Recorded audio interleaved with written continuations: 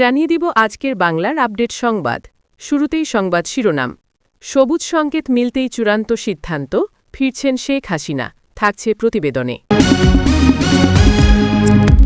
মৃত্যুদণ্ডের বিরুদ্ধে আইনি লড়াইয়ের প্রস্তুতি নিচ্ছেন হাসিনা, থাকছে প্রতিবেদনে। ৩২ নম্বরে ঢুকলেন আওয়ামী লীগ নেতাকর্মীরা, বাড়ছে রাজনৈতিক উত্তাপ, থাকছে প্রতিবেদনে। নিষেধাজ্ঞা প্রত্যাহারে চাপ, সরকারকে বড় নির্দেশ দিলেন শেখ হাসিনা, থাকছে প্রতিবেদনে। জুলাই যোদ্ধা জিহাদি এহসানকে হত্যার হুমকি, থানায় জিডি, থাকছে প্রতিবেদনে। এতক্ষণ শুনতেছিলেন সংবাদ শিরোনাম, এখন বিস্তারিত। সবুজ সংকেত মিলতেই চূড়ান্ত সিদ্ধান্ত, ফিরছেন শেখ হাসিনা। রাজনৈতিক অঙ্গনের নতুন করে জল্পনা কল্পনার জন্ম দিয়েছে একটি গুরুত্বপূর্ণ খবর। সবুজ সংকেত পাওয়ার পর চূড়ান্ত সিদ্ধান্ত নিয়ে দেশে ফেরার প্রস্তুতি নিচ্ছেন শেখ হাসিনা। দীর্ঘ সময় ধরে চলমান নানা রাজনৈতিক উত্তেজনা, অনিশ্চয়তা এবং কূটনৈতিক হিসাব নিকাশের পর এই সিদ্ধান্তকে ঘিরে দেশজুড়ে শুরু হয়েছে ব্যাপক আলোচনা। বিশ্বস্ত সূত্রে জানা গেছে, সাম্প্রতিক সময়ে দেশের রাজনৈতিক পরিস্থিতি এবং আন্তর্জাতিক মহলের অবস্থান বিশ্লেষণ করে এই সিদ্ধান্ত নেওয়া হয়েছে। ঘনিষ্ঠ মহল বলছে, পরিস্থিতি অনুকূলে আসার ইঙ্গিত পাওয়া মাত্রই তিনি দেশে ফেরার বিষয়ে সক্রিয় হন। বিশেষ করে দলীয় নেতাকর্মীদের চাপে এবং সমর্থকদের প্রত্যাশার কারণে এই সিদ্ধান্ত আরও ত্বরান্বিত হয়েছে। রাজনৈতিক বিশ্লেষকদের মতে, এই প্রত্যাবর্তন শুধু একটি ব্যক্তিগত সিদ্ধান্ত নয়, বরং দেশের রাজনীতিতে বড় ধরনের প্রভাব ফেলতে পারে। দীর্ঘদিন ধরে নেতৃত্বের অপেক্ষায় থাকা দলের নেতাকর্মীরা ইতোমধ্যে মাঠে নামার প্রস্তুতি নিতে শুরু করেছেন। রাজধানীসহ বিভিন্ন জেলায় দলীয় কার্যক্রমে নতুন করে গতি আসার লক্ষণ দেখা যাচ্ছে। এদিকে আইন শৃঙ্খলা পরিস্থিতি ও নিরাপত্তা ইস্যু নিয়েও জোর আলোচনা চলছে। সংশ্লিষ্ট মহল জানিয়েছে, দেশে ফেরার আগে সব ধরনের নিরাপত্তা ব্যবস্থা নিশ্চিত করার বিষয়ে গুরুত্ব দেওয়া হচ্ছে। বিশেষ করে সম্ভাব্য রাজনৈতিক সংঘাত এড়াতে প্রশাসনের বিভিন্ন সংস্থা সতর্ক অবস্থানে রয়েছে। দলীয় সূত্র জানায়, দেশে ফেরার পরপরই বড় ধরনের রাজনৈতিক কর্মসূচি ঘোষণা করা হতে পারে। এর মধ্যে থাকতে পারে জনসভা, সাংগঠনিক পুনর্গঠন এবং ভবিষ্যৎ রাজনৈতিক কৌশল নির্ধারণ। ইতোমধ্যে বিভিন্ন পর্যায়ের নেতাদের সঙ্গে ভার্চুয়াল বৈঠকের মাধ্যমে প্রস্তুতি নেওয়া হচ্ছে বলে জানা গেছে। অন্যদিকে বিরোধী রাজনৈতিক দলগুলো এই খবরে নতুন করে সক্রিয় হয়ে উঠেছে। তারা এই প্রত্যাবর্তনকে রাজনৈতিক কৌশলের অংশ হিসেবে দেখছে এবং এর প্রভাব মোকাবেলায় নিজেদের পরিকল্পনা সাজাতে শুরু করেছে। ফলে সামনের দিনগুলোতে দেশের রাজনৈতিক পরিস্থিতি আরও উত্তপ্ত হতে পারে বলে ধারণা করা হচ্ছে। আন্তর্জাতিক পর্যবেক্ষকরাও বিষয়টি গভীরভাবে লক্ষ্য করছেন। দক্ষিণ এশিয়ার রাজনৈতিক ভারসাম্যে এই সিদ্ধান্তের প্রভাব পড়তে পারে বলে মনে করা হচ্ছে। বিশেষ করে আঞ্চলিক কূটনীতিতে নতুন সমীকরণ তৈরি হওয়ার সম্ভাবনা উড়িয়ে দেওয়া যাচ্ছে না। বিশ্লেষকদের মতে, এই মুহূর্তে সবচেয়ে গুরুত্বপূর্ণ বিষয় হল দেশে ফিরে তিনি কী ধরনের রাজনৈতিক বার্তা দেন এবং কিভাবে পরিস্থিতি সামাল দেন। কারণ বর্তমান বাস্তবতায় যে কোনো সিদ্ধান্তই দেশের ভবিষ্যৎ রাজনীতিতে দীর্ঘমেয়াদী প্রভাব ফেলতে পারে। সব মিলিয়ে বলা যায়, সবুজ সংকেত পাওয়ার পর নেওয়া এই চূড়ান্ত সিদ্ধান্ত দেশের রাজনৈতিক অঙ্গনে নতুন অধ্যায়ের সূচনা করতে যাচ্ছে। এখন সবার নজর একটাই প্রশ্নে, কবে, কিভাবে এবং কোন কৌশলে দেশে ফিরবেন শেখ হাসিনা। মৃত্যুদণ্ডের বিরুদ্ধে আইনি লড়াইয়ের প্রস্তুতি নিচ্ছেন শেখ হাসিনা। জুলাই হত্যার মামলায় মৃত্যুদণ্ডের বিরুদ্ধে আইনি লড়াইয়ের প্রস্তুতি নিচ্ছেন পলাতক শেখ হাসিনা। তার পক্ষে লন্ডনের আইনি সেবা প্রতিষ্ঠান কিংসলি ন্যাপলি ইমেল পাঠিয়েছে ট্রাইব্যুনালে। বিচার প্রক্রিয়াকে আন্তর্জাতিক আইনের পরিপন্থী দাবি করে বাতিল চেয়েছে ফাঁসির রায়। বাংলাদেশের রাজনৈতিক অঙ্গনে নতুন করে আলোচনা শুরু হয়েছে শেখ হাসিনাকে ঘিরে। বিভিন্ন সূত্রে পাওয়া তথ্যে দাবি করা হচ্ছে, একটি আলোচিত মামলায় সম্ভাব্য মৃত্যুদণ্ডের রায়ের বিরুদ্ধে আইনি লড়াইয়ের প্রস্তুতি নিচ্ছেন তিনি। অনির্দিষ্ট সূত্রগুলো বলছে, এই মামলাকে কেন্দ্র করে ইতোমধ্যে আন্তর্জাতিক পর্যায়ে আইনি সহায়তা নেওয়ার উদ্যোগ শুরু হয়েছে। বিশেষ করে লন্ডন ভিত্তিক একটি আইনি প্রতিষ্ঠান তার পক্ষে কাজ শুরু করেছে বলে গুঞ্জন রয়েছে। সংশ্লিষ্ট ট্রাইব্যুনালের সঙ্গে ইমেইলের মাধ্যমে যোগাযোগ করা হয়েছে বলেও দাবি করা হচ্ছে। এতে বিচার প্রক্রিয়াকে আন্তর্জাতিক আইনের পরিপন্থী হিসেবে তুলে ধরা হয়েছে এবং সম্ভাব্য রায় বাতিলের অনুরোধ জানানো হয়েছে এমন কথাও বিভিন্ন মহলে প্রচারিত হচ্ছে। তবে এসব তথ্য এখনও স্বাধীনভাবে যাচাই করা সম্ভব হয়নি। আইন বিশেষজ্ঞরা বলছেন, আন্তর্জাতিক আইনি লড়াই একটি দীর্ঘ ও জটিল প্রক্রিয়া। কোনো দেশের বিচার ব্যবস্থার বিরুদ্ধে আপত্তি তুলতে হলে নির্দিষ্ট আইনি কাঠামো ও প্রমাণ উপস্থাপন করতে হয়। শুধুমাত্র ইমেইল বা প্রাথমিক যোগাযোগের মাধ্যমে এমন কোনো সিদ্ধান্ত কার্যকর হওয়া কঠিন। রাজনৈতিক বিশ্লেষকদের মতে এ ধরনের খবর দেশের রাজনৈতিক পরিস্থিতিতে নতুন উত্তেজনা তৈরি করতে পারে, বিশেষ করে যখন বিষয়টি উচ্চ পর্যায়ের রাজনৈতিক ব্যক্তিত্বকে ঘিরে, তখন তা দ্রুতই জনমনে আলোড়ন তোলে। এদিকে সরকারি বা নির্ভরযোগ্য কোনো আনুষ্ঠানিক সূত্র থেকে এখনও এ বিষয়ে নিশ্চিত বক্তব্য পাওয়া যায়নি। ফলে বিষয়টি নিয়ে ধোঁয়াশা রয়ে গেছে। অনেকেই এটিকে গুজব বা বিভ্রান্তিকর তথ্য হিসেবেও দেখছেন। সব মিলিয়ে শেখ হাসিনাকে ঘিরে মৃত্যুদণ্ডের বিরুদ্ধে আইনি লড়াইয়ের প্রস্তুতির যে খবর ছড়িয়েছে তা এখনও নিশ্চিত নয়। বিষয়টি নিয়ে স্পষ্ট তথ্য পেতে সংশ্লিষ্ট কর্তৃপক্ষের আনুষ্ঠানিক বক্তব্যের অপেক্ষায় সবাই। ৩২ নম্বরে ঢুকলেন আওয়ামী লীগ নেতাকর্মীরা, বাড়ছে রাজনৈতিক উত্তাপ। রাজধানীর ঐতিহাসিক ধানমন্ডি ৩২-এ হঠাৎ করেই প্রবেশ করেছেন বাংলাদেশ আওয়ামী লীগের নেতাকর্মীরা। এ ঘটনাকে কেন্দ্র করে রাজধানীসহ সারা দেশে রাজনৈতিক উত্তেজনা দ্রুত বাড়তে শুরু করেছে। দীর্ঘদিন ধরে রাজনৈতিক অচলাবস্থা ও টানাপোড়েনের মধ্যে এই ঘটনাকে নতুন মোড় হিসেবে দেখছেন বিশ্লেষকরা। প্রত্যক্ষদর্শীরা জানান, সকালে হঠাৎ করেই দলীয় স্লোগান দিতে দিতে কয়েকশো নেতাকর্মী ৩২ নম্বরের দিকে এগিয়ে যান। তাদের হাতে ছিল দলীয় পতাকা, ব্যানার ও পোস্টার। এ সময় তারা বিভিন্ন স্লোগান দিতে থাকেন এবং ঐতিহাসিক এই স্থানে প্রবেশ করে অবস্থান নেন। পরিস্থিতি নিয়ন্ত্রণে রাখতে আইনশৃঙ্খলা রক্ষাকারী বাহিনী ঘটনাস্থলে উপস্থিত থাকলেও শুরুতে তারা খুব বেশি হস্তক্ষেপ করেনি। ৩২ নম্বর, যা বাংলাদেশের ইতিহাসে অত্যন্ত গুরুত্বপূর্ণ একটি স্থান হিসেবে পরিচিত, সেখানে এভাবে দলীয় নেতাকর্মীদের প্রবেশ অনেকের কাছেই তাৎপর্যপূর্ণ বলে মনে হয়েছে। কারণ এটি জাতির পিতা শেখ মুজিবুর রহমানের স্মৃতি বিজড়িত স্থান, যা দেশের রাজনৈতিক আবেগের কেন্দ্রবিন্দু হিসেবে বিবেচিত। দলীয় সূত্রে জানা গেছে, এই কর্মসূচি ছিল প্রতীকী শক্তি প্রদর্শন এবং দলীয় ঐক্যের বার্তা দেওয়ার অংশ। নেতারা বলছেন, বর্তমান রাজনৈতিক প্রেক্ষাপটে নিজেদের অবস্থান জানান দিতেই এই পদক্ষেপ নেওয়া হয়েছে।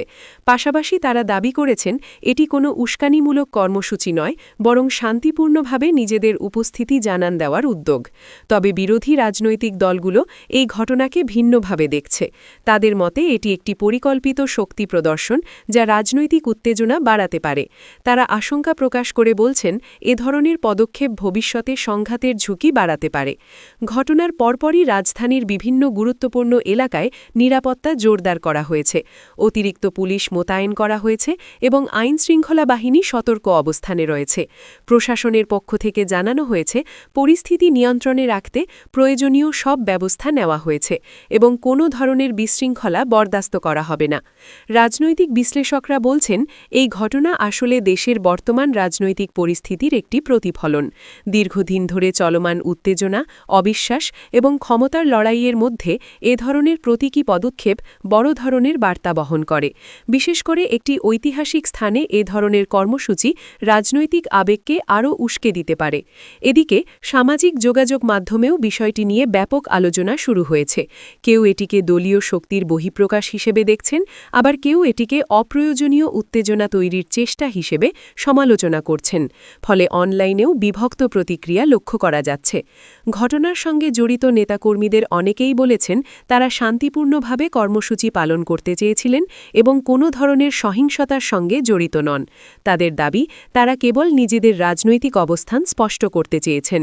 সব মিলিয়ে ৩২ নম্বরে বাংলাদেশ আওয়ামী লীগের নেতাকর্মীদের প্রবেশ দেশের রাজনৈতিক অঙ্গনে নতুন করে উত্তেজনার সৃষ্টি করেছে। পরিস্থিতি কোন দিকে মোড় নেয় তা এখন নির্ভর করছে সংশ্লিষ্ট পক্ষগুলোর পরবর্তী পদক্ষেপের ওপর। বিশ্লেষকরা মনে করছেন, সংলাপ ও শান্তিপূর্ণ সমাধানের মাধ্যমে পরিস্থিতি নিয়ন্ত্রণে না রাখা গেলে উত্তেজনা আরও বাড়তে পারে। নিষেধাজ্ঞা প্রত্যাহারের চাপ, সরকারকে বড় নির্দেশ দিলেন শেখ হাসিনা।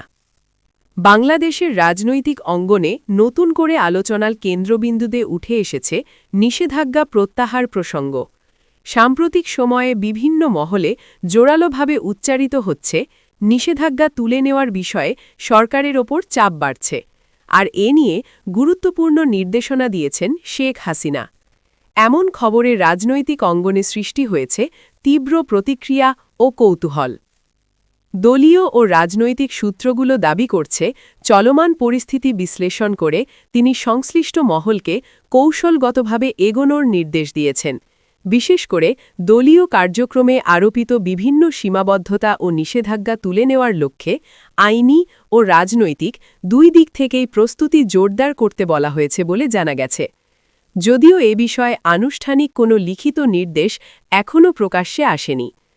রাজনৈতিক বিশ্লেষকদের মতে নিষেধাজ্ঞা প্রত্যাহারের বিষয়টি শুধু একটি প্রশাসনিক সিদ্ধান্ত নয়, বরং এটি দেশের বৃহত্তর রাজনৈতিক বাস্তবতার সঙ্গে ওতপ্রোতভাবে জড়িত।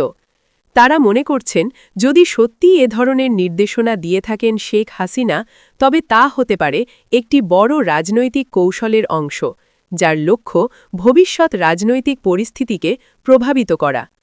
সূত্রগুলো আরও বলছে, এই নির্দেশনার পরপরই বিভিন্ন পর্যায়ের নেতাদের মধ্যে তৎপরতা বেড়েছে।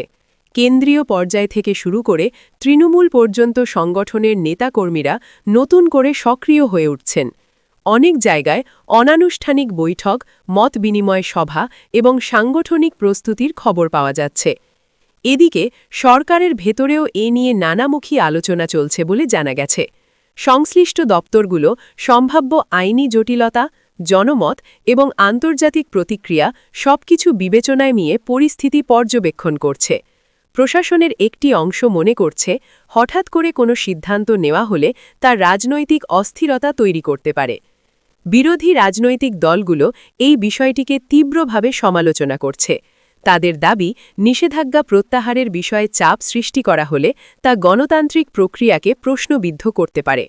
তারা আরও বলছে, যে কোনো সিদ্ধান্ত স্বচ্ছ ও আইনসম্মত প্রক্রিয়ার মধ্য দিয়েই আসা উচিত। অন্যদিকে দলীয় নেতাকর্মীরা এটিকে ইতিবাচক উদ্যোগ হিসেবে দেখছেন। তাদের মতে, দীর্ঘদিন ধরে চলমান সীমাবদ্ধতা রাজনৈতিক কার্যক্রমে বাধা সৃষ্টি করছে এবং তা গণতান্ত্রিক চর্চার প্রতিপন্থী। তাই নিষেধাজ্ঞা প্রত্যাহার হলে রাজনৈতিক পরিবেশ আরও স্বাভাবিক হতে পারে বলে তারা আশা করছেন। বিশ্লেষকরা আরও বলছেন, এ ধরনের পরিস্থিতিতে আন্তর্জাতিক সম্প্রদায়ের ভূমিকা গুরুত্বপূর্ণ হয়ে ওঠে। বিশেষ করে গণতন্ত্র, মানবাধিকার এবং রাজনৈতিক স্বাধীনতা নিয়ে কাজ করা আন্তর্জাতিক সংস্থাগুলো বিষয়টি গভীরভাবে পর্যবেক্ষণ করতে পারে। ফলে সরকারের যে কোনো সিদ্ধান্ত আন্তর্জাতিক অঙ্গনেও প্রভাব ফেলতে পারে। রাজনৈতিক পর্যবেক্ষকদের মতে, বর্তমান পরিস্থিতিতে সবচেয়ে গুরুত্বপূর্ণ বিষয় হল সংলাপ ও সমঝোতার মাধ্যমে একটি গ্রহণযোগ্য সমাধানে পৌঁছনো। কারণ একতরফা সিদ্ধান্ত বা চাপ প্রয়োগ পরিস্থিতিকে আরও জটিল করে তুলতে পারে। এদিকে সাধারণ জনগণের মধ্যেও বিষয়টি নিয়ে মিশ্র প্রতিক্রিয়া দেখা যাচ্ছে। কেউ কেউ মনে করছেন, রাজনৈতিক স্থিতিশীলতার স্বার্থে নিষেধাজ্ঞা তুলে নেওয়া প্রয়োজন। আবার কেউ আশঙ্কা করছেন, এতে করে রাজনৈতিক প্রতিযোগিতা আরও তীব্র হয়ে উঠতে পারে। সব মিলিয়ে বলা যায়, নিষেধাজ্ঞাকে কেন্দ্র করে নতুন করে যে আলোচনা শুরু হয়েছে তা দেশের রাজনৈতিক অঙ্গনে গুরুত্বপূর্ণ প্রভাব ফেলতে পারে। শেখ হাসিনার কথিত নির্দেশনা এই আলোচনাকে আরও জোরদার করেছে। এখন দেখার বিষয়, সরকার এ বিষয়ে কী ধরনের পদক্ষেপ নেয় এবং তা দেশের সামগ্রিক রাজনৈতিক পরিস্থিতিকে কোন দিকে নিয়ে যায়। জুলাই যোদ্ধা জিহাদি ইহসানকে হত্যার হুমকি, থানায় জিডি। বিপ্লবী ছাত্র পরিষদের কেন্দ্রীয় সহকারী সদস্য সচিব জিহাদি ইহসানকে প্রাণনাশের একাধিক হুমকি দেওয়ার অভিযোগ উঠেছে। এ ঘটনায় নিজের জানমালের নিরাপত্তা নিশ্চিত করতে একটি সাধারণ ডায়েরি জিডি দায়ের করেছেন জুলাই সংগ্রামী এই ছাত্রনেতা।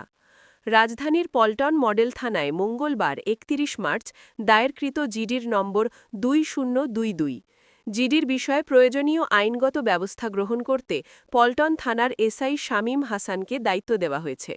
জিডির বিষয়ে জিহাদি ইহসান বলেন, শহীদ শরীফ ওসমান হাদিকে হত্যার পর সামাজিক মাধ্যমে ছড়ানো হিট লিস্টে তার নাম ৭ নম্বরে ছিল। তাই হাদি হত্যার ৩ মাসের মাথায় তাকে হত্যার হুমকি প্রদান ও সামাজিক মাধ্যমে তাকে হত্যাযোগ্য করার উদ্দেশ্যমূলক প্রচারণার কারণে তিনি নিজের নিরাপত্তা নিয়ে শঙ্কিত হয়ে পড়েছেন। এ অবস্থায় আমি পুলিশের শরণাপন্ন হতে জিডি করেছি। জিডিতে তিনি উল্লেখ করেন, আমি জিহাদি ইহসান জুলাই বিপ্লবের পর গঠিত প্রথম রাজনৈতিক দল জাতীয় বিপ্লবী পরিষদের ছাত্র সংগঠন বিপ্লবী ছাত্র পরিষদের কেন্দ্রীয় সহকারী সদস্য সচিব। গত ২৩ মার্চ দলের কেন্দ্রীয় কার্যালয়ে ১৯৪০ সালের ২৩ মার্চ লাহোরের সর্বজন শ্রদ্ধেয় বাংলাদেশি মুসলিম জাতীয়তাবাদী নেতা শেরেবাংলা একে ফজলুল হক উত্থাপিত পাকিস্তান প্রস্তাব দিবস উপলক্ষে আয়োজিত দোয়া মাহফিল ও আলোচনা সভায় বক্তব্য প্রদান করি। এ কর্মসূচি পালনের পর সামাজিক যোগাযোগ মাধ্যম ফেসবুকে মুসলিম জাতীয়তাবাদ বিরোধী কতপয় ফ্যাসিস্ট, উগ্রবাদী ও সাম্প্রদায়িক দুর্বৃত্ত আমাকে হত্যার হুমকি প্রদান করে। জিডিতে হত্যার হুমকি প্রদানকারী Facebook ID শঙ্কর্ষণ Ghosh, Michael Scofield, অ্যামিয়ান খান ও হাসান শাহিন আহসানের লিঙ্ক ও হুমকির বিবরণ উল্লেখ করা হয়েছে। এছাড়াও জিডিতে জিহাদি ইহসান অভিযোগ করেছেন, চট্টগ্রামে আয়ান শর্মা ও তৌফিক ইফতেখার নামে ২ আওয়ামী লীগ সমর্থক সম্মিলিত নাগরিক কমিটির ব্যানারে সংবাদ সম্মেলন করে তার বিরুদ্ধে উস্কানিমূলক ও মানহানিকর বক্তব্য দিয়েছে। জিডিতে জিহাদি ইহসান আরও উল্লেখ করেন, ২৩ মার্চের আলোচনা সভায় নিখিল ভারত কমিউনিস্ট পার্টির প্রতিষ্ঠাতা সদস্য মুজাফফর আহম্মদের বই ও উইকিপিডিয়ার রেফারেন্স অনুযায়ী আমি সূর্য সেন ও প্রীতিলতা ওয়াদ্দেদারের সন্ত্রাসবাদী পরিচয়ের কথা উল্লেখ করি। এখনও তারা সন্ত্রাসবাদী আন্দোলনের নেতা হিসেবেই বই পুস্তকে উল্লেখিত। পৃথিবীর ইতিহাসে তারাই প্রথম সুইসাইড বোমা নিক্ষেপ করে। ইতিহাসের পর্যালোচনা করে তাদের বিষয়ে কথা বলায় একাধিক হত্যার হুমকি দেওয়া আমার জন্য ভয়াবহ উৎকণ্ঠার বিষয়। জিডির সত্যতা নিশ্চিত করে পল্টন থানার এসআই শামীম হাসান বুধবার রাতে যুগান্তরকে বলেন, জুলাই যোদ্ধা জিহাদি ইহসানকে হত্যার হুমকির বিষয়ে মঙ্গলবার থানায় জিডি হয়েছে। এ বিষয়ে তদন্ত করা হচ্ছে।